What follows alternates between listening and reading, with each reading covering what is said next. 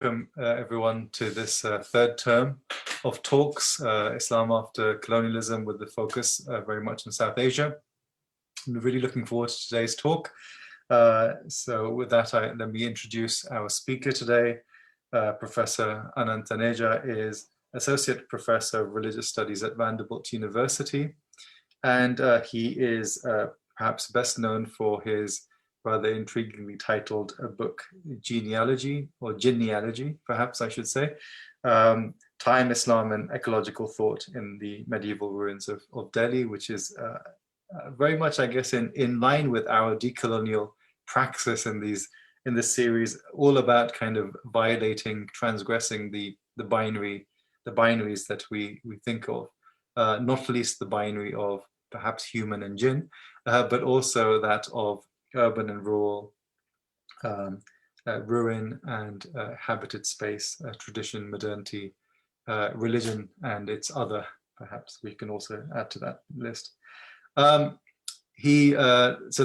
that is the book that he has published already, and it's definitely worthwhile, going out and reading it if you haven't already read it. Today, he's going to be talking about something which in many ways seems to come out of it, or certainly comes out of Delhi. The title of his talk today is going to be The Critical Edge of Tradition, Understanding Ghalib as Wali in Contemporary Delhi. That's something which will certainly speaks to, I think, both Nauman and my own kind of interest in Ghalib on the cusp of poetry, philosophy, and so many other things, and maybe also how we can use Ghalib as a decolonial ally in what we're trying to do today. So without any further delay, let me pass over to Anand to begin his presentation. Thank you, Sajjad, for that wonderful introduction, and I hope you're calling me associate professor proves prophetic. I'm still assistant professor, but hoping that changes soon. So, aapke muh mein ghee shakkar. And thank you, Nauman and Sajjad, for inviting me. This talk that I'm giving today, The Critical Edge of Tradition, Understanding Ghalib as Wali in Contemporary Delhi, is based on work I've been doing on a kind of broad-based project on Indian Muslim ethics in the age of Hindu nationalism. The paper I'm giving today, the talk I'm giving today, is based on an article of the same name that I published in the Journal of Urdu Studies in their last issue. All right, without further ado, I will start the talk. On the evening of March 12, 2018, there was a program on the famous 19th century Urdu poet Mirza Asadullah Khan Ghalib in South Delhi's City Fort Auditorium. The main auditorium has a capacity of about 1,800 people, and this was nearly full. Ustad Iqbal Ahmad Khan, a prominent musician of the Delhi Gharana who passed away last year, was staging a narrative of Ghalib's life, as told through his wife's point of view, punctuated by Ghalib's ghazals set to music. At the beginning of the program, one of Ghalib's ghazals was performed as a qawwali, a genre of music traditionally sung at the shrines of Sufi saints. Before the rest of the program commenced, Ustad Iqbal Ahmad Khan came on stage and said, "This is the first time Ghalib's ghazal has been sung as a qawwali. A reason is also that Ghalib was a Sufi of the Nizami Silsila. He had pledged allegiance, bayat, to Pir Nasruddin Shah Kale Sahib. I consider Ghalib a Sufi, even though he himself says, Ye masail tasawwuf, ye tera bayan Ghalib, tujhe hum wali samajhte, jo na bada khwar hota. These matters of Sufism, this discourse of yours, Ghalib, we would consider you a saint if you weren't a wine drinker. But we consider him a saint anyway. Hum log to wali samajhte hi hain." A slow and uncertain clapping began from the audience. The audience's hesitant applause is not surprising, at least since the late 1980s, when a TV serial on Ghalib's life was shown on national TV. In Indian popular culture, Ghalib has been portrayed as a figure who chooses to be outside the sphere of religion. The TV show begins near the end of Ghalib's life, with him still unable to enter a mosque. Among many contemporary Muslims, and in the academic study of Islam and Muslim societies, Poets and poetry have often been understood as being distinct from and standing apart from the larger Islamic discursive tradition. To publicly claim Ghalib as a Muslim saint, as the late Ustad Iqbal Ahmad Khan did, is to trouble the assumed boundary between poetry and piety. What might be at stake in troubling this boundary in contemporary India? To claim Ghalib as a saint in contemporary Delhi is to make a claim for the poet as not a figure marginal to the Islamic tradition, but rather as a figure at its critical edge. To use edge instead of margin is to understand being on the edge, experimenting with the limits of tradition as potentialities of critique and innovation internal and vital to the tradition. To claim Ghalib as a saint, as an authoritatively Islamic figure, at this historical moment of unchecked Islamophobia and anti-Muslim bias in India, is then a profoundly radical claim, which gestures towards a Muslim, and crucially also non-Muslim, reclamation of pre-colonial lifeways and intellectual, literary, and spiritual traditions as an antidote to the poisonous discourses of modern religious nationalism and sectarianism. As I aim to show in the rest of this talk, Ustad Iqbal Ahmad Khan's proclamation of Ghalib as Wali is not singular, but part of a larger trend within both authoritative Islamic discourse as well as Urdu public culture in North India, which transcends the boundaries of religious identity.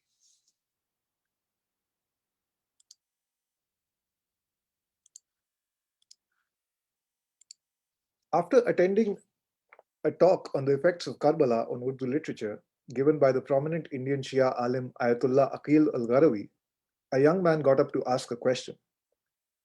What would you say about Mirza Ghalib's salvation? Mirza Ghalib ki nijat ke bare mein aap kya kahenge? Why does it happen that poets and literatures are characterized by religiousness, ladiniyat, and complaining against God, khuda se shikwa, and drinking wine inside the mosque and sitting outside the mosque and complaining against God? Here are brief excerpts from Aqil al-Gharawi's response. Poetry, shairi, has its own language. What is sad is that if this is not understood, there can be misunderstandings. For example, when in poetry the term sin, gunah, is used, do you understand it as sins of Shariat? If Ghalib says that in my breast there is much desire to sin, it means that there are yet potentials within me. I can still be bold, but society won't let me do it. It is in the meaning of jurrat, audacity, and the expression of daring that the word sin comes up. Or the pious one who truly has an ascetic, zahidana temperament, we call him a non-conforming libertine, rind. And the one who acts pious merely to fool the world, we make fun, tans karte hain, by calling him sheikh or zahid. Such figures have always been targets of critique of poets, great poets, and they should be targets of critique. There remains the question of whether he will be saved or not. This is a matter outside the limits of my authority. Ye mere daira-e-ikhtiyar ki baat nahi. How do we understand the student's questions and the religious scholar's response? The student's question is not isolated in its anxieties about the place of poets in general and Ghalib in particular in religious life in South Asia. Anas Faizi, a popular humorous poet in contemporary Delhi, mentioned in a conversation how the very mention of Ghalib often brought about the implication, wo sharabi, that drunkard, in everyday conversations. Ayatollah Aqil al-Gharawi's response to the question of Ghalib's salvation draws on a very different understanding of poetry and its relation to religious life. Audacity and boldness, as expressed in Urdu poetry, are, in Aqil al-Gharawi's account, legitimate, even desirable qualities of religious life. And poets play a vital role in lampooning religious hypocrisy. Poetry thus expresses and embodies audacity and critique as valued modes of being Muslim. When I met Aqil al-Gharawi at the Bab al-Murad Center in Wembley, London, in early November 2019, we also talked about Ghalib. Ghalib is a very great poet, he said. He quoted the Urdu literature Zoe Ansari, who had said that Ghalib was the greatest poet of his era, of his dawn, in any language. Then he quoted this Ghalib sher. बस के दुश्वार है हर काम का आसान होना, आदमी को भी मयस्सर नहीं इंसान होना. It is so difficult for any work to be easy. Even for man, it is not easy to be human. This, he said, is a prophetic statement. Paygambari bayan. All the prophets from Buddha to the Prophet Muhammad have come with the same message. Aap bani Adam na bane, aap insan bane. Don't become merely a child of Adam, become a human. And I should add that the distinction between Admi and Insan is much harder to capture by doing, it's a much stronger distinction than the one in English between man and human. In ascribing a revelatory, even prophetic status to Ghalib's poetry, Ayatollah Aqil al-Gharwi is drawing on a long genealogy of understanding Ghalib in Urdu literature, which we can date back to at least 1920, when Abdul Rahman Bijnori's Mahasin-e-Kalam-e-Ghalib was first published. And in which Bijnori stated, there are two divinely revealed Ilhami books of India. You can read this in the bottom line. Ilhami books of India, the Holy Vedas and Diwan-e-Ghalib. For poets to claim to be, and to be understood to be prophetic, is not unusual in the Islamic tradition. Poetry has a long history of being considered as meaningfully Islamic discourse because of its ongoing relation to the potentialities of revelation, or what Shahab Ahmad characterizes as the pretext of the revelation to the Prophet Muhammad, peace be upon him. This is an idea that Ghalib himself expresses in his published Urdu Diwan most famously in the following couplet. Aate hain ghaib se ye mazami khayal mein, Ghalib sarir khama nawae sarosh hai. They come into the mind, these themes, from the invisible. Ghalib, the scratching of the pen, is the voice of an angel.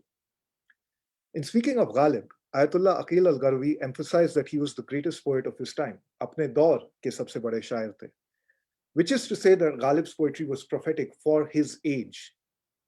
In a radically different but historically parallel context, the ontological vulnerability of the Crow Native American nation when faced with the end of their traditional way of life, Jonathan Lear writes of the poet as a creative maker of meaningful space. This has also long been understood as the role of poetry in the Urdu tradition, where Ghalib has famously stated of his own poetry, poetry is meaning creation, it's not the measuring out of rhymes. Shairi mani afrini hai, kafiya paimai nahi hai. When we think of Ghalib's age, an age of revolutions, an age of rapid technical development, an age of the rapid growth of predatory capitalism as embodied by the East India Company and its destruction of the life world of Mughal Delhi, how might Ghalib's poetry be prophetic in the sense of telling us how to make meaning in, how to think and feel and be and act in this new world? We can understand his verse as prophetic because through his verse, he makes one think about the gap between being man and becoming human, between Admi and Insan, a gap made more difficult to navigate by massive and violent changes in life ways that unrestrained corporate capitalism and colonialism brought to the world and to Delhi. Thinking about this gap has been profoundly meaningful for young Muslims and others in an India ruled by an increasingly authoritarian regime committed to an ideology of exclusionary religious nationalism. It was during a conversation at the Walled City Cafe in Old Delhi in February 2018 that Abu Sufyan said, "When I recently went to Ghalib's Haveli and read the couplets that are written on the walls there, some of them were so true for corporate life that I went crazy and I totally became a fan. Main pagal hi ho gaya, fan ho gaya." The Ghalib verse that contained deep insight into corporate life for Abu Sufyan was the one that Ayatollah Aqil al-Gharwi had cited as prophetic. बस के दुश्वार है हर काम का आसान होना, आदमी को भी मयस्सर नहीं इंसान होना. When I first met Abu Sufyan in February 2018, he was in his mid-20s working for Google in Gurgaon and also running a Facebook page called Purani Dilli Walon Ki Baatein.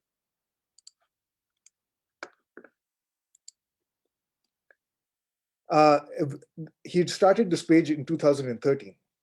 Abu Sufyan is from a family which has long belonged to Old Delhi. They claim descent from the Mughals. And apart from a few years in Chandigarh to do a bachelor's degree in engineering, he has always lived in the old city. The Facebook page had started with a bout of homesickness after a few years in Chandigarh as a repository of the particular ways in which the folks of Old Delhi spoke, the sharp humor and peculiar usages of the Begamati, women's, and Karkhandari, working class dialects of Old Delhi's Urdu. In the years since he had started the page, it had gained a large and dedicated audience. Purani Delhi Walon Ki Baatein had also started doing heritage walks through the old city, led by people from the old city rather than by professional historians. Abu Sufyan was busy organizing all of this and creating and coordinating and posting content on his Facebook page and now website, along with his full-time job in the corporate world. He worked a night shift in a corporate office in Gurgaon as a computer engineer. His timing synced with the American workday half a world away. His days he spent running the page and related activities. Corporate world में आपको इंसान नहीं समझा जाता. In the corporate world, you're not considered an insan, a human. What is seen is your productivity or how well you play office politics. Only then can you survive. You have no real friends, nor do you have any religious values left. It is also disconnecting you from your people. While staying in India, you cannot celebrate Diwali, you cannot celebrate Eid. Corporate life has affected our lives in such a way. We've forgotten what it's like to mingle together and talk to each other, to celebrate each other's festivals and religions. This now all stops at exchanging sweets. Abu Sufyan is an engineer by training, working for one of the most renowned tech companies in the world. And yet for him, his vision of being an insan, of human flourishing, was rooted not in the corporate world, but in the narrow, winding streets of Old Delhi and the modes of human sociality that they continue to embody. After that, we go to the grave of Razia Sultan through the narrow alleys of Bulbuli Khana. They say, how do people live here? People live here and live happily. They live together. Mil ke reh rahe hain. Even if my enemy lives in my neighborhood and he gets to know that a mishap has happened to me and there is no one to take care of me at home, he will be the first to rush me to hospital.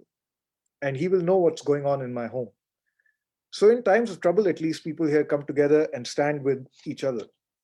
So in these narrow alleys, people get a sense of how lives are being lived and lived happily. Abu Sufyan was talking about the walks that Purani Delhi Walon Ki Baatein had started conducting in Old Delhi.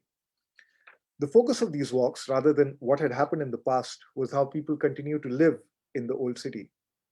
Our walks are more focused on the people living in Old Delhi, not just what happened in 1857 or in 47. Aaj kya hai? What Old Delhi is today. I want to preserve and show the Delhi that remains. The dates that Abu Sufyan mentions here are significant. Both 1857, the bloody defeat of the rebellion against the East India Company and the end of the Mughal court, and the partition of 1947 and its continuing legacies of violence and displacement have deeply marked and affected Old Delhi, especially its Muslims. But despite this traumatic history, some of the lifeways of the pre-colonial Mughal city, including its traditions of different communities living together more or less harmoniously, still persist. Despite all that Old Delhi has gone through, by living and growing up here, you still carry remnants of pre-colonial urbanity within you. The past is never quite history because you embody it. With heritage walks, my motive has always been that it is not authors or historians or tour guides who should lead them, but local people from here. The reason being that even though we may feel that we are not historians, we are not anything, and we don't know that much, but because we've been living this life for the past 30 or 40 years, it has settled in our blood. We may not be aware of it, but when people interact with us, they get a new story that they won't find in a textbook or in William Dalrymple. In October 2018, I went on a heritage walk organized by Purani Delhi Walon Ki Baatein in Old Delhi. The tour started from Ghalib's Haveli in Ballimara in Old Delhi, now a memorial to him run by the Delhi government.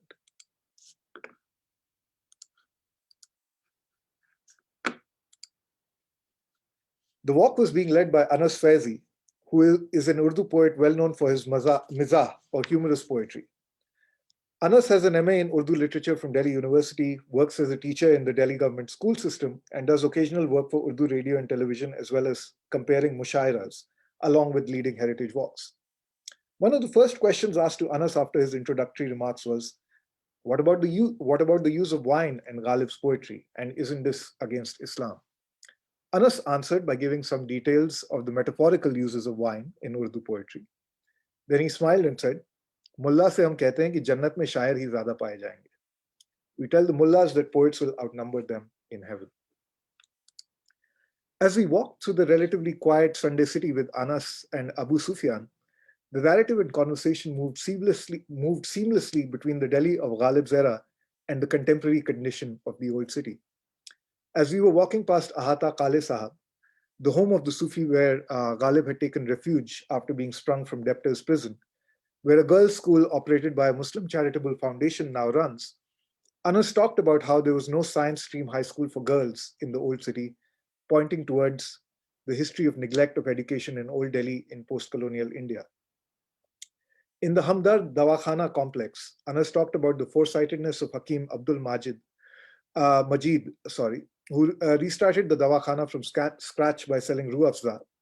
And when everyone was afraid for their lives during the tumult of partition, he had the foresight to plan ahead to buy plots of land in what was then the jungle near Tughlaqabad, which became the future site of Jamia Hamdard University. As we neared the Chowdi Bazar metro station and the Haus Qazi police station, Sikandar Changezi, who has a treasure trove of historical documents related to the old city, pulled out a color illustration of what he said was Dilli ka aakhiri mushaira, the last great poetic gathering of Delhi before the end of Mughal rule, remembered by literary convention as having happened in 1846. The illustration showed a beautiful chandelier-illuminated hall full of the nobility of Old Delhi. This, he said, happened right where the Haus Qazi police station now stands. The contrast between the image of that chandelier-lit hall, filled with some of the best Urdu poets of the 19th century, and the brutalist concrete architecture of the contemporary police station was what I carried with me as I walked into the Chowdi Bazar metro station and took a train heading south. Was this juxtaposition an image of despair? The mushairas and poetic nashists were still going on, and Purani Dilli Walon Ki Baatein was now organizing them in the courtyards of traditional style homes that remained in the old city and live streaming them on Facebook and archiving them on YouTube, not unlike what we are doing today. Despite all the destruction that Old Delhi had gone through, it had not yet been destroyed. Culture had not yet become history. Conversations about and with Ghalib continued to unfold in homes and tea shops and libraries in the old city and beyond. The persistence and revival of the lifeways of Old Delhi in the face of overwhelming destruction brought to mind Ghalib's sher. Mirba ho ke bula lo mujhe chaho jis waqt, main gaya waqt nahi hu ki phir aa bhi na sakun. Be kind and call me whenever you wish. I am not past time that I cannot return. Ghalib is ubiquitously present in contemporary Delhi, far beyond the limits of the old city or Muslim identity. He appears as a character in popular stage plays, like one called Anti-National Ghalib. Couplets attributed to him flood social media. His image adorns new art being made in the city. The ubiquity of Ghalib in the landscapes of contemporary Delhi is part of a far larger phenomenon. Strange and wondrous even to those who are active participants in it. The sudden rise and popularity of Urdu literature, especially poetry, in Delhi over the last few years coinciding almost exactly with the coming to power of the Hindu nationalist Bharatiya Janata Party, or BJP. Urdu, since the partition of the subcontinent in 1947, has largely been identified with Muslims in India and has systematically been marginalized, especially in primary education. But the past few years have seen young people in urban North India, a generation identified with Anglophone call center jobs and the English novels of Chetan Bhagat, not only filling auditoriums to standing room only capacity to listen to Urdu poetry, but also writing Urdu poetry of surprisingly high quality. Posters of Urdu poets, a genre of pop art that did not exist till a couple of years ago, are so popular now that they are being pirated. How do we understand these two intertwined phenomena of the prominence of Ghalib and the popularity of Urdu in contemporary Delhi? By being inextricably linked to the pre-colonial past and its intellectual, ethical, and affective traditions, Urdu poetry continues to question the dominance of the normative horizon of the nation state and holds open other potentials of being, selfhood, and belonging than those demanded by post-colonial nationalist modernity. Ghalib, in particular, embodies the pre-colonial intellectual and ethical world of South Asia, a world that was to a very large measure destroyed, if not utterly transformed, by the events of 1857-58. Like his somewhat elder contemporary Raja Ram Mohan Roy, Ghalib's, and here I'm quoting Partha Chatterjee, Ghalib's own unorthodox doctrines emerged from within a discursive space of scholarly debate that was available in India at the turn of the 19th century and that was not shaped by the forces of colonial education. Ghalib embodies the anti-absolutist and unorthodox potentials of a South Asian and Islamic early modern formation, seeking to assert the freedoms of the subject, whose historical significance is lost by forcibly dragging it into other historical narratives of liberalism or nationalism. In what follows, I wish to show how Ghalib holds open many radically different potentials for people in contemporary India. A different relation to language and hence to selfhood, a different relation of the citizen to the nation state, and a different kind of relation of the individual to religious authority. A couple of weeks after the Heritage Walk, I met Anas Faizi one evening at a small tea shop in Old Delhi, an informal hangout for local poets. I brought up what he'd said about Ghalib at the Heritage Walk and he smiled and said, "Pehle mujhe khuda se khauf aata tha, Ghalib padh ke mujhe iman aaya." Earlier, I used to be afraid of God. After reading Ghalib, I truly came to faith. Because, Anas said, of the way he could address God. To illustrate, he quoted this sher of Ghalib's. Bandagi mein bhi wo azada o khud bhi hain ke hum, ulte phir aaye, dare Kaaba agar wa na hua. Even in servitude, we are so free and self-regarding that we turn back from the door of the Kaaba if it did not open. As for Ghalib's drinking, Anas said, none of us is a parsa, pure. But thanks to Ghalib, I now study the Quran closely in a study circle with an older friend because I don't want a third party interpreting its meanings for me.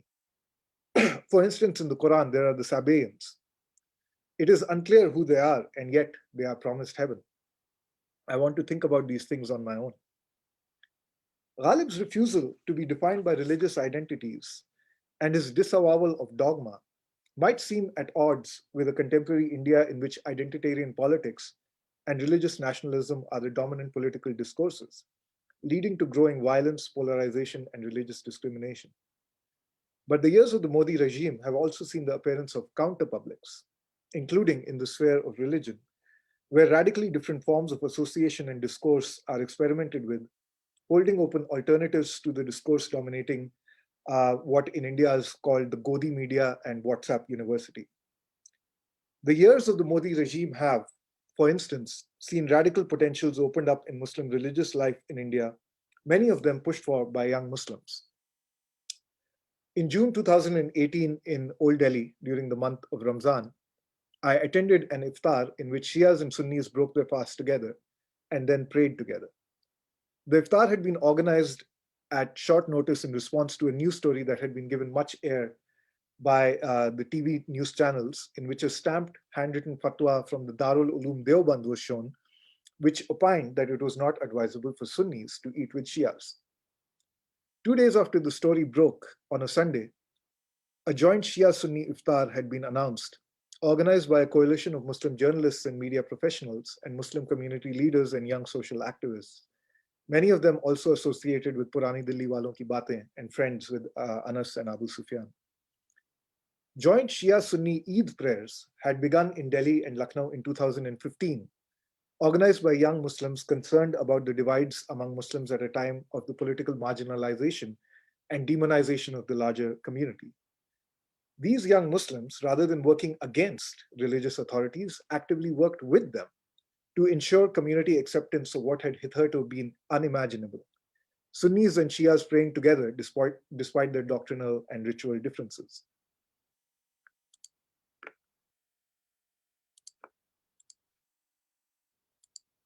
This particular iftar was followed by a collective namaz which pushed some more boundaries of accepted dogma. The women insisted on praying along with and not separately from the men. So a joint Shia-Sunni iftar was followed shortly by a collective Maghrib namaz in which Muslim men and women of different sectarian orientations prayed together behind a Shia imam. While Ghalib was notorious for not fasting during during the month of Ramzan, I cannot help but thinking that of this he would have approved. In a conversation about poetry in September 2018, Saif Mahmood, a public promoter of Urdu and an author of a book on Delhi's Urdu poets, Beloved Delhi, uh, cited the same couplet that Anas had used, but to illustrate the self-respect and the concern for self-respect of the Urdu poets of 18th and 19th century Delhi that he'd written about. Khud been, the word that Ghalib uses in the couplet, Bandagi mein bhi wo azada ho khud been hai ke hum, khud been usually implies arrogance. But as Saif strongly suggested both in his prose and in conversation, khud beeni can also mean and can be literally translated to self-regard.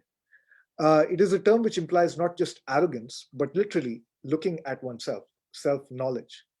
Khudbini implies a certain self-scrutiny and not finding oneself wanting in the face of such scrutiny. The Urdu poet Farhat Ehsas characterizes the ghazal tradition of poetry as Andarun ka akhbar, the newspaper of interiority. The proliferation of smartphones, cheap data plans, and the uploading of Urdu poet in Roman and Devanagari scripts by websites such as rekta.org, as well as the proliferation of mushaira recordings on YouTube, has made a vast embodied archive of this tradition of speaking of and speaking to the self, widely available to young people in India in a way that had not been possible for an earlier generation because of the virtual disappearance of Urdu from school education in India after partition and independence. This in turn has led to a resurgence of Urdu poetry in the popular culture of North Indian cities, with new poets writing ghazal poetry of astonishing originality and quality. Vipul Kumar is one of these poets. Growing up in Hanumangarh in Rajasthan, he had only been exposed to Urdu poetry through ghazal recordings and Bollywood music, till he moved to Kota for a year to prepare for engineering entrance exams in 2010. Kota is a city infamous in India as the place where Indian teenagers are under pressure as they devote years of their lives and their parents' financial resources, enrolled in coaching centers to spend day after day, often for years, slogging to prepare for the insanely competitive entrance exams for the Indian Institutes of Technology, or IITs. It is a city of anomy, a city of suffocating discipline for teenagers, a city with a suicide rate for young people, which is off the charts. Vipul, in this city, discovered Urdu poetry as printed text, and he discovered Ghalib. Initially, from the bookstores in Kota, he picked up cheap paperback editions in Devanagari script of the selected poetry of the classical Urdu poets published by Sajjad Peshawari. He read poetry on urdupoetry.com and got hold of Ghalib's Urdu Diwan. That whole year in Kota, he told me, "Maine lagatar shairi padhi." I continuously read poetry. While all around him young people were cracking up under pressure, Vipul was reading Ghalib, watching people break down and in weeping, and forgetting to turn up for the second part of the IIT entrance exam. Today, Vipul is one of the most well-known of the new generation of young Urdu poets, along with being a successful developer of cell phone apps. Like many of the new poets who grew up without learning the Urdu script, he has taught it to himself, reads extensively in Urdu, and posts his ghazals on Facebook bi-scripturally in both Urdu and Hindi. In answer to my question as to how reading Ghalib had affected him, he said, "Before I read Ghalib, I did not know that experiences and emotions could have so many colors. Tajurbat aur ihsasat ke itne rang ho sakte hain." Reading Ghalib, he said, helps you confront your emotions. It produces in you the strength to be sensitive. आप अपने emotion से दो चार होते हैं, आप में sensitive होने की कुव्वत पैदा होती है. There is a story the other poets tell about Vipul, the new generation poet whose emergent oeuvre is most deeply influenced by Ghalib. It was a mushaira at Jamia Millia Islamia, a university known for its rambunctious audiences, where when Vipul started reading, the crowd went quiet. Then he read two shares. इस खराबी की कोई हद है कि मेरे घर से संग उठाए दरो दीवार निकल आते हैं. Is there any limit to this ruination that from my house the doors and walls come out carrying stones? इस कदर खस्ता तनी है कि गले मिलते हुए उसकी बाहों से भी हम पार निकल आते हैं. There is ragged bodiness to such an extent that when we embrace, we even pass beyond their arms. In the silence that followed the second couplet, someone yelled out in a tone of amazement, Socha kaise? How did you think that? How did you think that? The utterance of a stunned audience member tells us something of the potential that emergent Urdu poetry holds open for contemporary North Indian public culture across the divides of religion and scripts. The new generation of poets is drawing on the oeuvre of Urdu poetry, particularly Ghalib, to create new possibilities for language, imagery, and meaning making in an emergent hybrid, multimedia, and multi-scriptural Hindi, Urdu, Hindustani public sphere, emerging out of a long impoverishment of language and its potentials, created by the imposition of the Hindi-Urdu divide and the marginalization of Urdu in post-colonial India. And drawing upon Ghalib, emergent Urdu poetry creates new potentials for exploring and articulating selfhood, and exalts the human condition, as in this couplet by Vipul, deeply informed by the poetry of Ghalib. मुझको आईना दिखाती है फरिश्तों की नजर और मैं हैरत इंसानी में डूबा हुआ हूं. The gaze of the angels shows me a mirror, and I'm drowned in the wonder of the human. Right, 2 more minutes. I'm just moving towards the conclusion. In the last few years, when I have visited Ghalib's Mazar, I have found it covered with flowers and chadars, like those offered at the shrines of Sufi saints. To understand Ghalib as a Muslim saint at this historical moment is a rebroadening of the Islamic tradition, its reclaiming of the tradition's critical edge. To insist that Ghalib is a Sufi and a saint is to insist that the lifeways he embodied, in the senses of an attitude of openness towards radical religious difference, as well as embodying a spirit of defiant philosophical inquiry, is Islamically legitimate and authoritative. And it is to insist that this Islam, which embodies such open disdain of worldly power and embodies such an elevation of the self, bandagi mein bhi wo azada aur khud bhi hain ki hum, is particularly relevant at a time when Muslims in India are assailed by majoritarian Hindutva and its drive to crush and eliminate minority and dissenting voices. That Ghalib as a Wali holds open potentials for many non-Muslims as well, Vipul is an exemplar, also presents us with a characteristically Ghalibian paradox, one which confounds our usual divides of religion and literature, sacred and secular. For one, it illustrates Shahab Ahmad's argument that you do not need to be Muslim to make meaning in terms of Islam. It also confronts us with the radical possibility that what Sabah Mahmood characterizes as secularity, as a substrate of ethical sensibilities, attitudes, and dispositions, which allow an individual to live comfortably and even hospitably with religious difference without privileging the agency of the state, can be religious, particularly Islamic, in its origins. Ghalib as Wali allows us to see the prophetic potentialities for a South Asian selfhood and society that may yet come to be. Hun garmi e nishat e tasawwur se nagma sanj, main andali be gulshane na aafrida hun. The heat of the joy of imagination fuels my songs. I'm the nightingale of an uncreated garden. Thank you. I'll end there. Wow, wow, bahut khoob.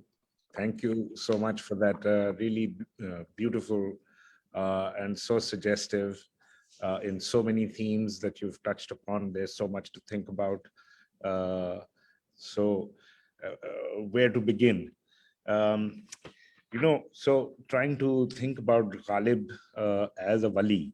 Yeah, so Wali, of course, is also related to the word Maula. yeah, which would mean, and as you say, a kind of peer, a kind of figure of authority. It's a claim of authority as well, yeah.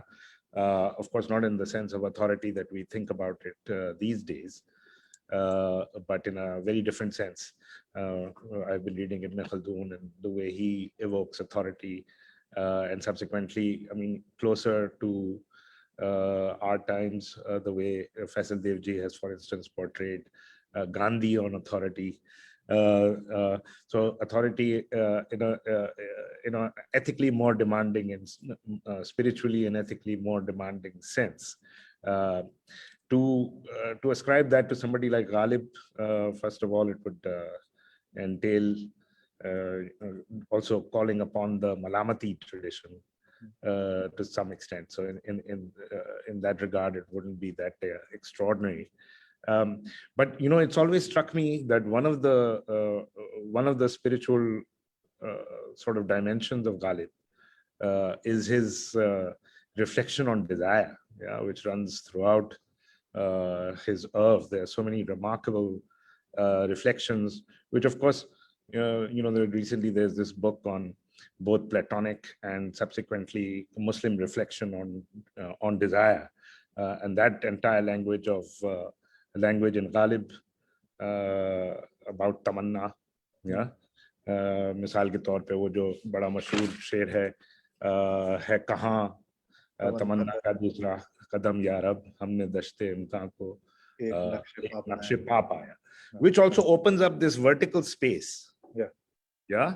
What you see of desire, worldly desire, is ek naqshe pa, yeah. So the work of desire or the journey of desire happens in the realm of the impossible, yeah. So this vertical space that Ghalib opens up in this modern colonial temporality, which is merely chronological. Also, the ghaib thing obviously is opening up a vertical space.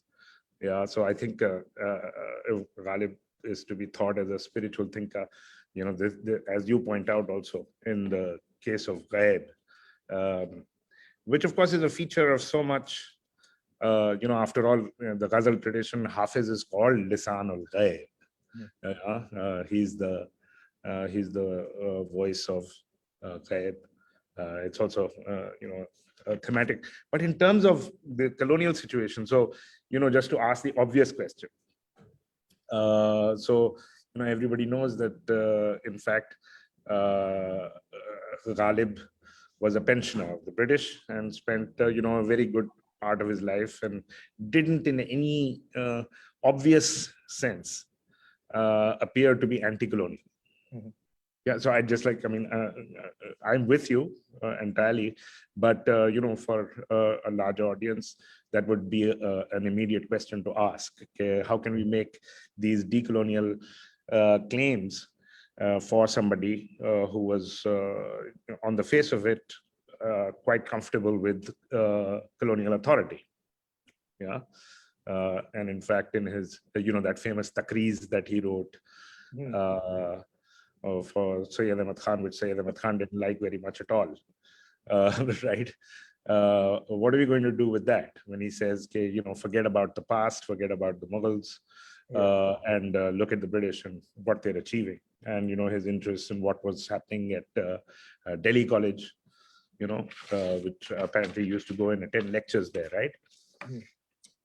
वो शायद उस film में नहीं, वो जो series है.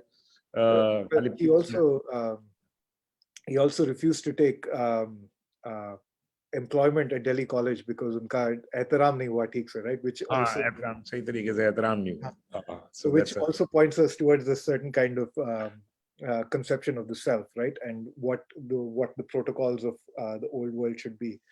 But I think, I think the question.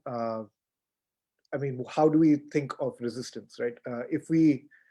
If resistance is always obvious and on the face of it, then of course Ghalib is, we could consider him as comprador. But I think where people see the value in Ghalib today is in the epistemological and ontological possibilities he opens up, right? Which And to do those, he had to stay alive. Right? So, I mean, that's I guess is what I'll say to that.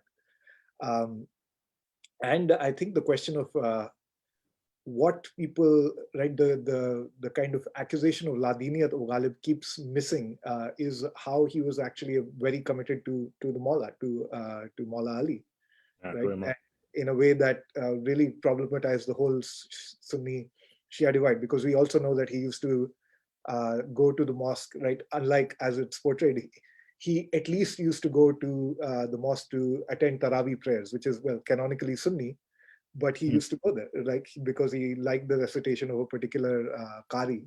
So he would go for Taraweeh prayers. So, and that's in, Rasul and Islam. So again, right, Ghalib is very hard to capture within our usual understandings of Shia, Sunni, tradition, modernity, resistance, and I guess resistance and collaboration. He just doesn't fit into those, and to fit him into those modes kind of does away with the possibilities that he really opens up if you focus on the work, right, on the diwan. So, thank you, Sajjad. There are also questions from the audience. Sajjad, just to take up that point, I mean, a connected one you could say is that, I mean, the very fact that he has this kind of lament about what happened to Delhi and everyone knows who did it, right, suggests that his position on colonial presence was not entirely neutral, or even positive. And also the fact that, I mean, his, as you said, the embrace of, of a different epistemology, of in which there is actually no, there's kind of no quarter given to the new learning at all. Delhi College was a kind of a strange situation because it actually continued with pretty much a very traditional curriculum. There were only few subjects where you had things which are translated into Persian. But the vast majority of what was taught was very recognizable from any other madrasa in the qasbas of North India. So in that sense, I think that there might be something to be said for, and also about his wider circle. I mean, one thinks about his wider circle, a number of whom were caught up in 1857, some of whom were executed. Of course, he also had friends who were on the other side, who were loyalists. So I think there's a wider kind of milieu, an intellectual circle in Delhi, which is worth looking at a lot more carefully. And I think, I mean, I at one point I had this idea of writing something about that particular circle, Fazl Haq, Ghalib, Shefta, Azurda, and all these guys. There's really not much out there which looks at, what was their kind of epistemology? What was the intellectual universe that they inhabited? How do they move between poetry and prose? And how did, themes come up? So, you mentioned the famous Rind versus the Sheikh, which of course is the classic trope, which goes back to Hafiz at least. There are many other kind of examples like that, which are expressed not just in the poetry, but you find that even coming up in the prose, in some of the prose works of the contemporaries. So that, yeah. But if I may say, he had contempt for the rebels as well. Yeah, in 1857, and in terms of knowledge, modern knowledge, the most famous incident is, of course, of the Takreers that he wrote at Sayyid Ahmad Khan's behest and told him to turn away. It was of the Ain Akbari, the edition, critical edition that Sayyid Ahmad Khan had prepared. This is before the rebellion. And Ghalib said, forget it. Actually, which reminds me that we should also talk about this other theme that you brought up, which is also fascinating, which is nostalgia.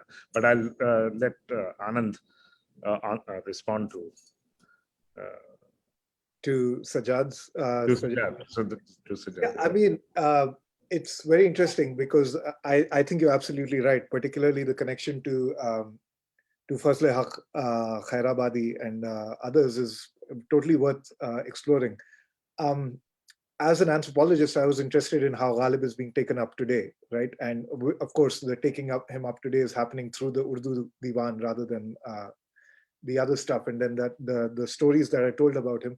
And what I find very interesting is that there has been a shift from Ghalib as being wo sharabi to actually, in my time in Delhi, I have seen his, his mazar becoming a place which is kind of venerated as opposed to being bare as it used to be.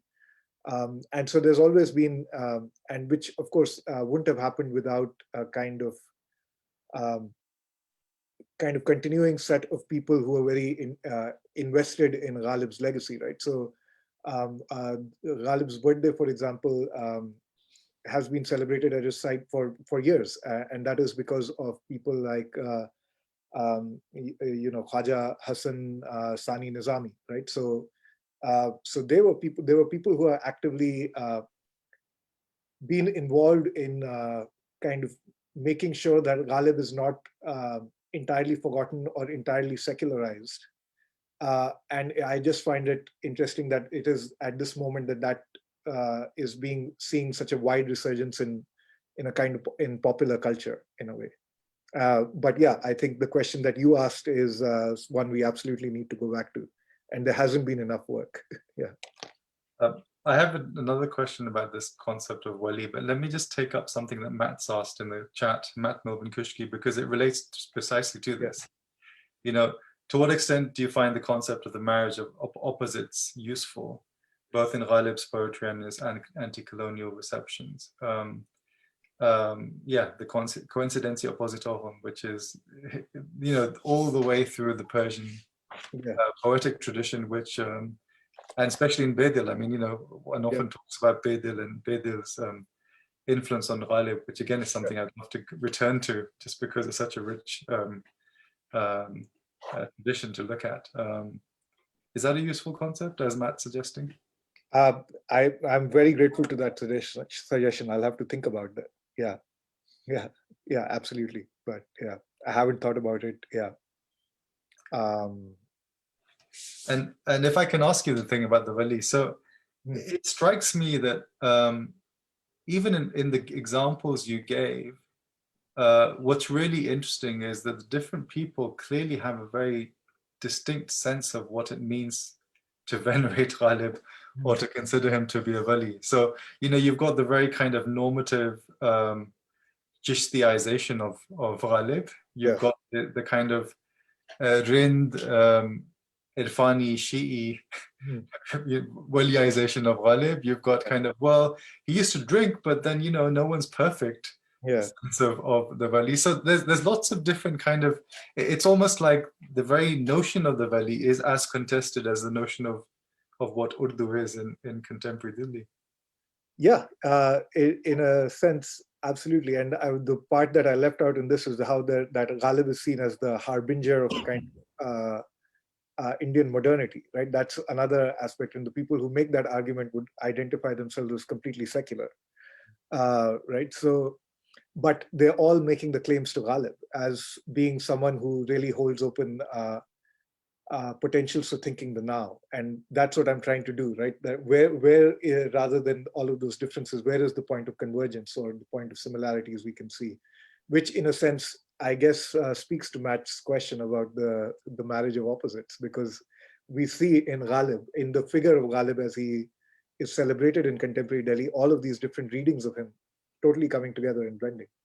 So, and even the way, I guess, in which Sufism is used, you know, like this very common trope that Sufism is opens up the way to Indian secularism, or Sufism is an antidote to Islamist violence, you know, and a way of thinking creatively about coexistence. I mean, these are all, you know, one only needs to look at that rather cliched documentary that had, I think, William Dalrymple in it, talking about Sufism as this great kind of unifier of people, you know, in peace and harmony. To see that. Oh, of course, and that's always been part of why Sufism is kind of celebrated in India. But what I see now through an engagement with poetry is that, I mean, you can't engage with Urdu poetry deeply without coming up against the actual technical vocabulary of tasawwuf, right? So, and Irfan, so people's mode of engagement is shifting, right? They're actually taking tasawwuf seriously uh, as an as a knowledge tradition rather than as being instrumental in kind of creating social harmony, which I think is the other shift we are seeing right now, which also would explain why Ghalib is being, in a sense, um, there is a more, to make a terrible pun, there is a more sophisticated reading of Ghalib now, because people actually engaging with the tradition, right? And they're um, and because they're engaging with it seriously, and they are it's opening up worlds to them in a way that it wouldn't if it was just a question of secularism and harmony. So, if I may ask a question, so this intersection between paradox and spirituality and ascesis, yeah, of one form or the other, is actually also part of modernism, literary modernism. You find this theme. I mean, I was also thinking of Roberto Calasso's small text called "Literature and the Gods." Yeah. So, in fact, even in the West, you can't think of modernism. All the major figures of modernism are spiritually invested in some way or the other, whether it's if you start in the 19th century already, somebody who was a contemporary of Ghalib, Baudelaire, yeah, all the spiritual themes and the theme of the fall, how they intersect with his reflection on modernity. Then later, in terms of prose, what's his name, the book that's been translated as Against Nature, who then had a conversion and became a Catholic monk, who in fact told Louis Massignon to go, no, Henri Corbin, I think it was, who he told, both Massignon and Corbin, perhaps, I can't remember right now, but he told him to go and read. It was essential in their turning to, I think it was Massignon. Yes, I think it was Massignon, because I don't know why his name is escaping me. It's a very, very famous modernist text of the late 19th century. So Ghalib's also, this a kind of work on the self, or the, as Askari has also pointed out, modernity presents a particular kind of cul-de-sac in terms of self-fashioning. Yeah. So even that share that you cited a couple of times, Aadmi ko bhi hoismans. Yeah. Sajjad. Sajjad has pointed out the figure I was thinking of was hoismans. So this आदमी को भी मैसर नहीं इंसान होना, I often wonder, बस के दुश्वार है हर काम का आसान होना. I've always thought that this actually captures perhaps a kind of deadlock that one is presented with in terms of self-fashioning in a distinctly modern, in this case, colonial setting. Yeah. What do you think about that? Yeah, I would absolutely agree, right? Because I thought about that a lot, and I mean, if that distinction between Admi and Insan, as Allama Aqil al-Gharawi pointed out, is an old distinction in a certain way, right?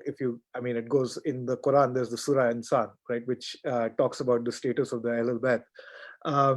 So, which is a much more elevated status than being an Admi. I think what Ghalib is doing is precisely thinking about how much more difficult that distinction becomes in modernity. Because he's saying Maisar nahi, it's not available. Yeah. So so exactly, yeah. So it actually presents this old trope in an extreme kind of situation. Yeah. Right, and that extremism, that extremity of the gap, right, or the between Admi and Insan is really really exacerbated by the colonial condition and modernity as it comes to be. Which is why I think Ghalib is really productive right now for a lot of people to think with, right? Because like the people I quoted, oh yeah, I mean, being a corporate slave versus being someone who has actually this lived inheritance, it's you kind of confront that difference, and Ghalib allows you to articulate and understand that gap between lifeways in a way that that others don't have, perhaps, or you wouldn't have without him. Mm-hmm. Thank you. Yes. Have you seen this question about nostalgia? I am looking at it now. Just wondering if you wanted to take that up.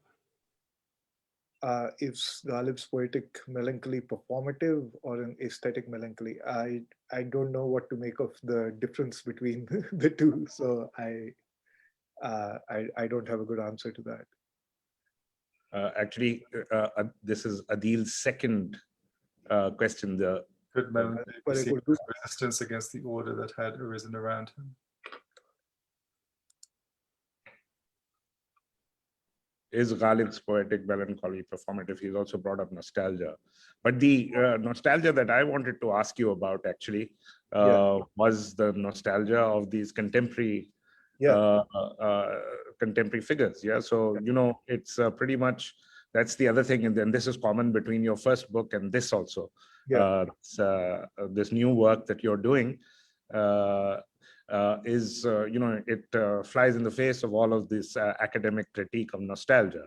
Because in fact, you've been pointing out, and now you're pointing out through this work that you're doing in the on contemporary Urdu poetry and the use of older figures and of Old Delhi, etc. So in fact, what you're saying is nostalgia has this liberating potential, emancipatory potential.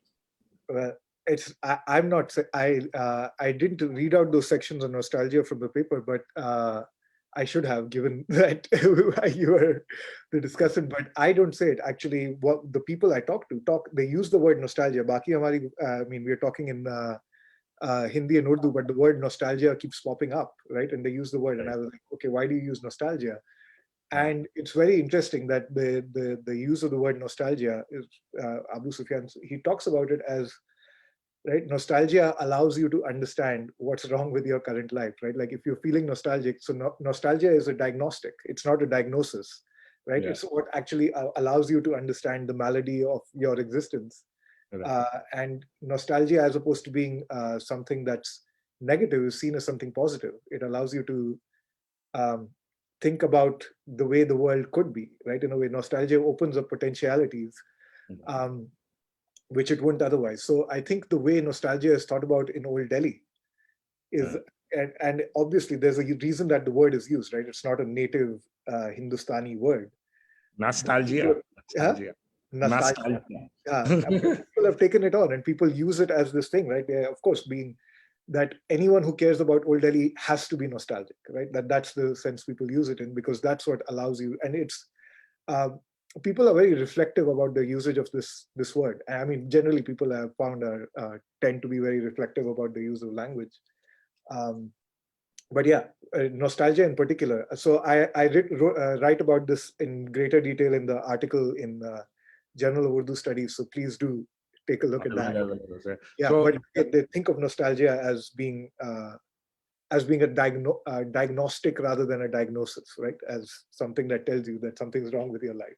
Yeah, actually, some major figures who were at the intersection of who were at the margins of the progressive writers movement, were accused of nostalgia, and then this word, of course, Rajat Pasand, reaction, which was the translation of reactionary.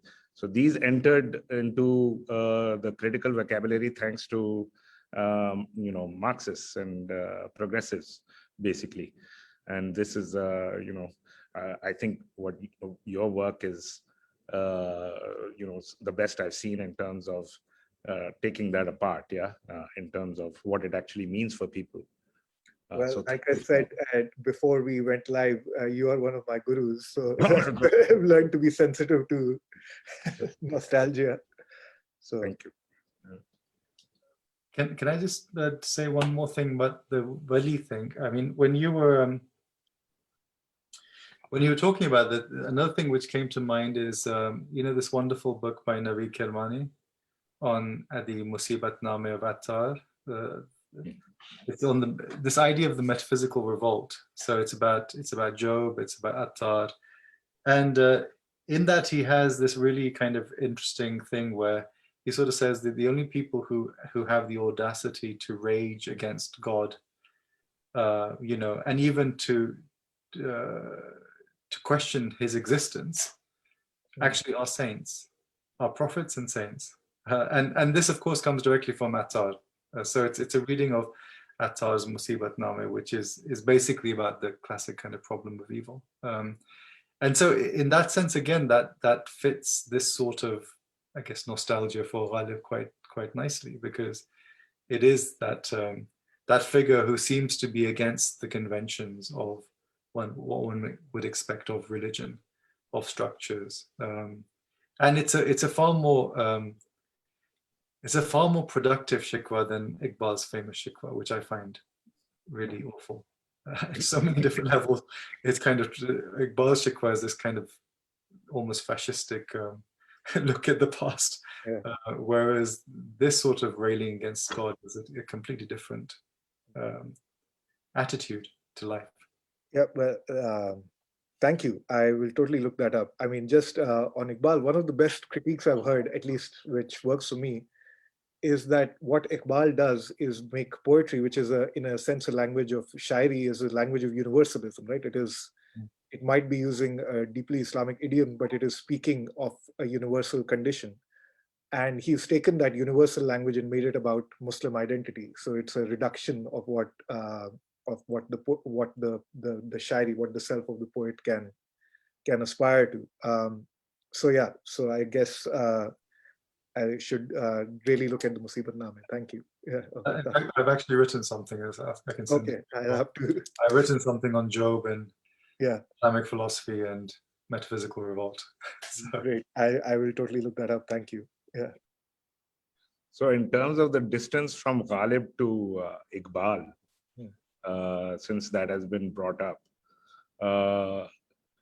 so you can just tell by the relation to the term khudi. So one of the most famous shares of Ghalib, as you know, मैं से सबब निशात है किस Russia को एक गुना बेखुदी मुझे दिन रात चाहिए, एक गुना बेखुदी मुझे दिन रात चाहिए. So Ghalib is striving for bekhudi.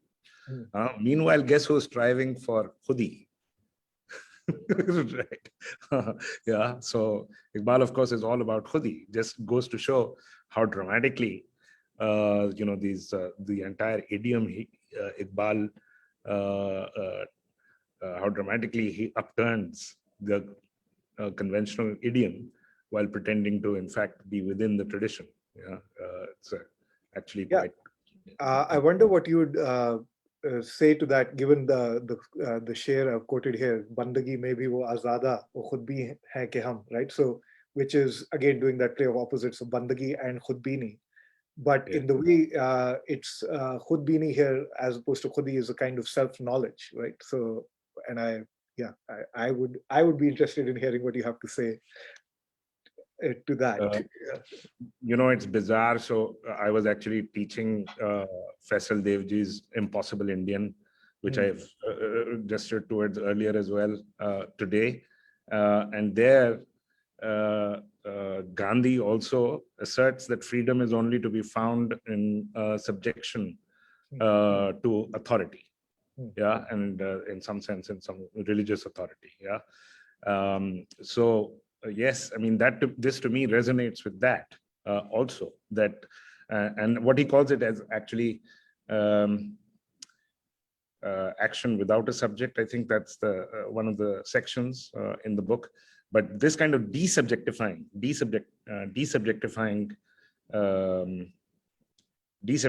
moment, which is of course quite traditional in the ghazal, yeah. So I would say that that yes, I mean, it's once again, it's paradoxical. Naturally, it's paradoxical, yeah, because you're talking about subjection on the one hand, and so once again, those various paradoxes that we've been talking about. This is another one.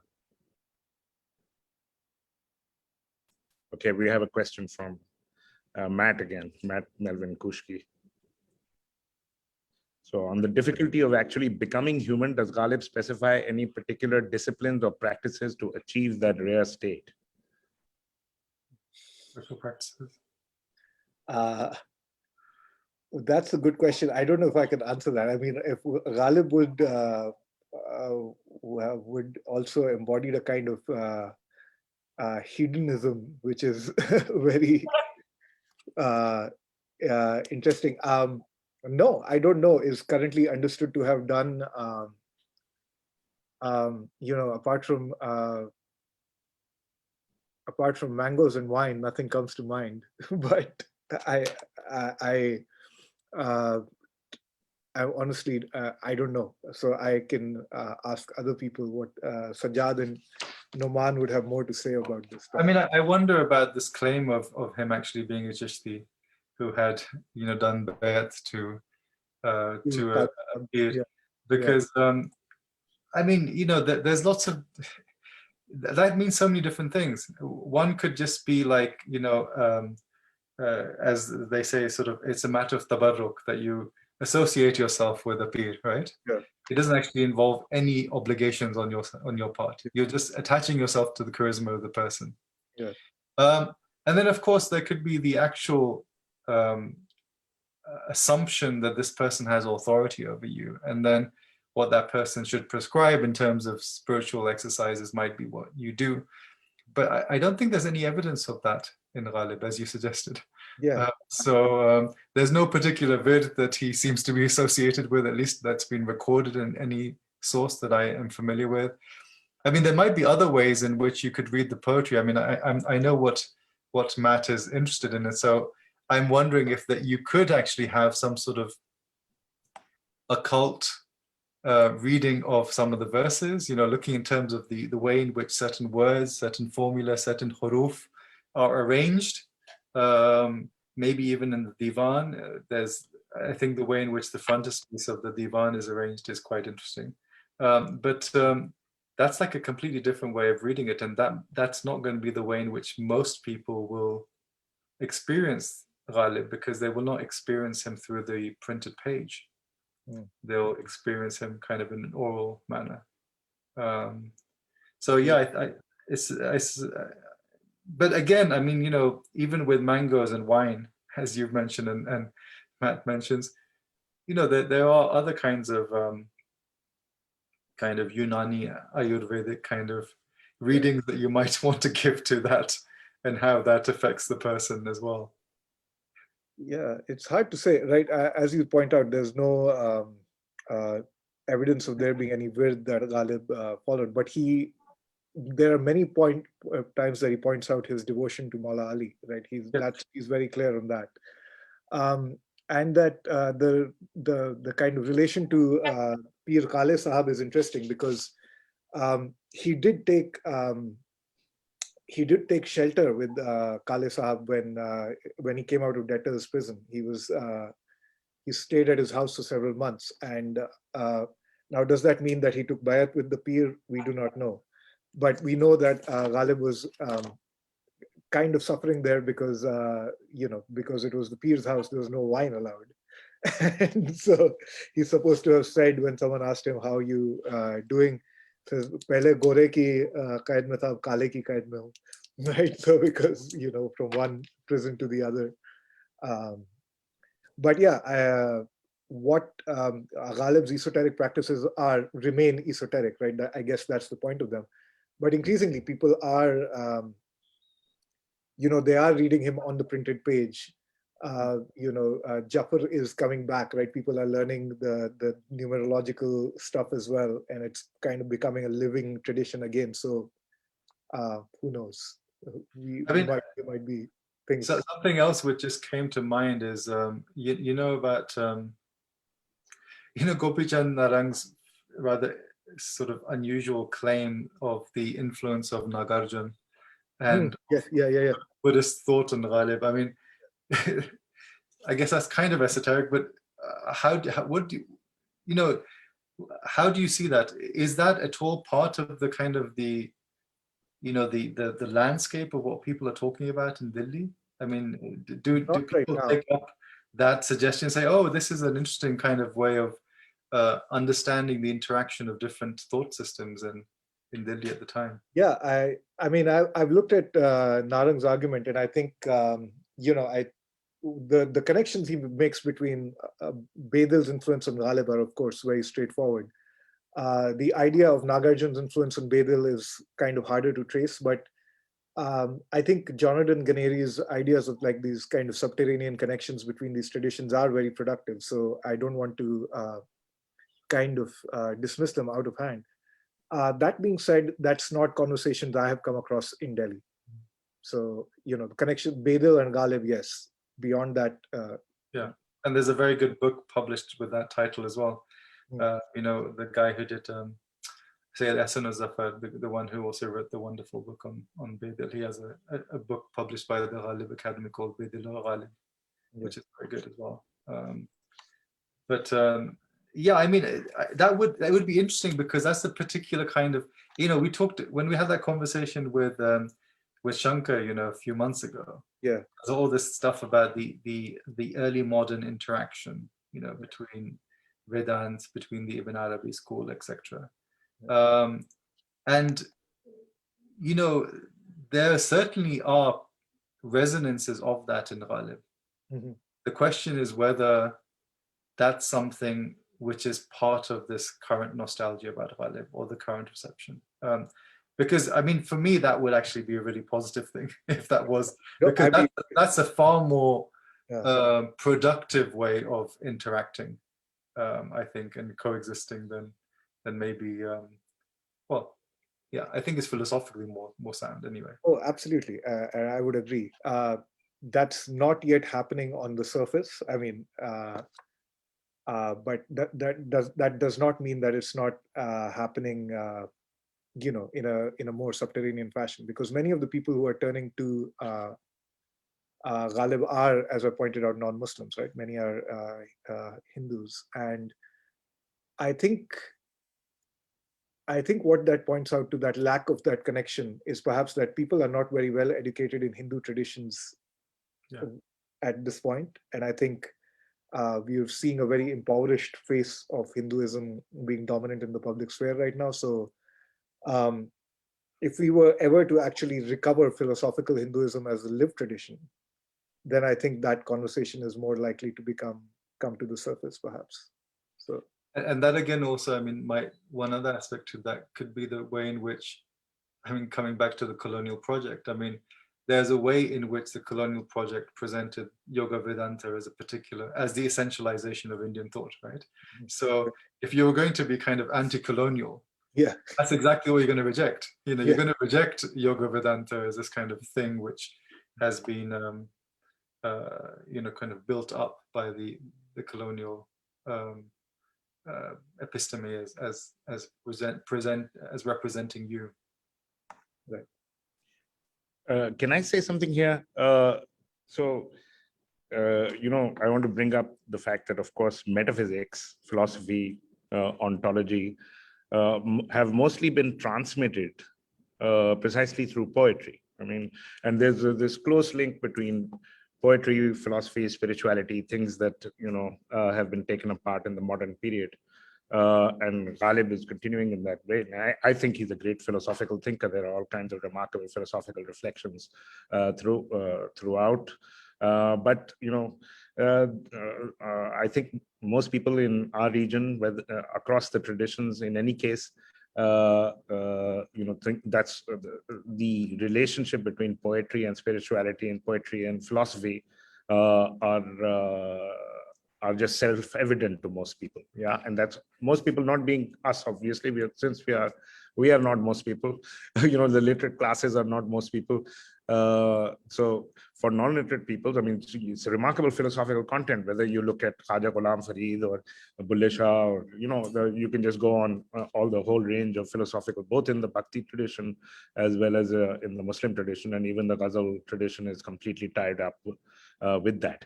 And you already said this at the beginning in response to my first question, Anand, that in fact what Ghalib makes available primarily is this alternative ontology and an alternative epistemology. That's what they. But I wanted to ask about this, what we were talking about earlier, ask or comment really on this, the question that Matt had asked about what are the spiritual practices. How did he put it exactly? Does Ghalib specify any particular disciplines or practices to achieve that rare state of being insan? Okay, disciplines or practices. Well, poetry writing is a discipline, and a practice. Yeah. And working with these paradoxes. Yeah. I mean, there are so many couplets by Ghalib or distichs by Ghalib, which I use in the classroom, yeah, to capture some philosophical theological point. Yeah. सबसे मशहूर मेरा हाफिजा जरा थोड़ा खराब है, but उसे कौन देख सकता कि यगाना है वो यकता. Yeah, that famous उसे कौन देख सकता कि यगाना है वो यकता, गर दुई की बू भी होती तो कहीं दो चार होता. It's really remarkable philosophically also, and theologically very rewarding in terms of reflection. Now this in itself, I think this writing and this practice, this working with paradoxes, after all, working with paradoxes is also very, very demanding. I mean, I think both Askari and his student Salim Ahmed have remarked on this. They both think that Ghalib has this awesome, simultaneously spiritual and intellectual power to hold together all of these paradoxes, yeah, of existence. That I think is a form of ascesis and of in itself. Yeah, I mean, to add to that, if we think of everything that Ghalib lived through and the enormous fortitude he showed in living through, you know, both personal and kind of larger historical calamities, I think there was a certain kind of ethical formation, or we could call it ascesis, that led him through that, which, yeah. And maintained an incredible sense of humor throughout. Huh? That's awesome. So Khanda Peshani, yeah, I think, which was both an ethical and therefore a spiritual quality. Khanda Peshani, in the face of all kinds of trouble. Khanda Peshani literally meaning that your forehead is smiling, which means you are welcoming to other people, yeah, in the face of calamity even. That in itself, I think, is a spiritual practice. Yeah, and Ghalib certainly, maintained remarkable humor and hospitality and friendship and all of that, which are, of course, at the heart of spirituality. Yeah, and very demanding, actually, in all kinds of ways. I think makes sense. Yeah.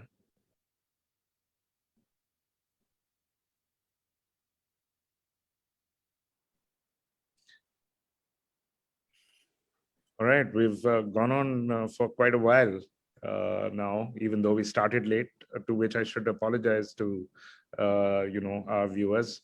I hope more people will watch it later, but we were having some difficulty logging into Facebook.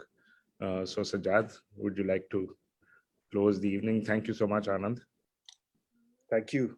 Thank you, and thank you for everyone who's watched. I can't actually remember what our next one is.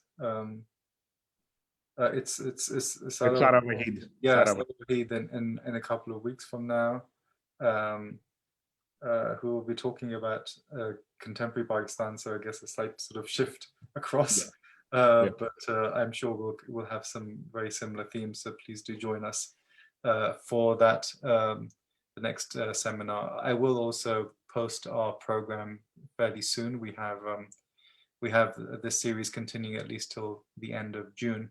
Of course, we do plan to continue next year as well, next academic year, where we'll be broadening the scope it's been very much focused on South Asia so far, but we're planning to broaden the scope out as well. So thank you, everyone. Thank you, Anand. Thank you, Nauman, for the conversation, and for everyone who watched. And be safe and be good. And see you all very soon. Thank you, Sajjad. Thank you, Anand. Khuda Hafiz. Khuda Hafiz.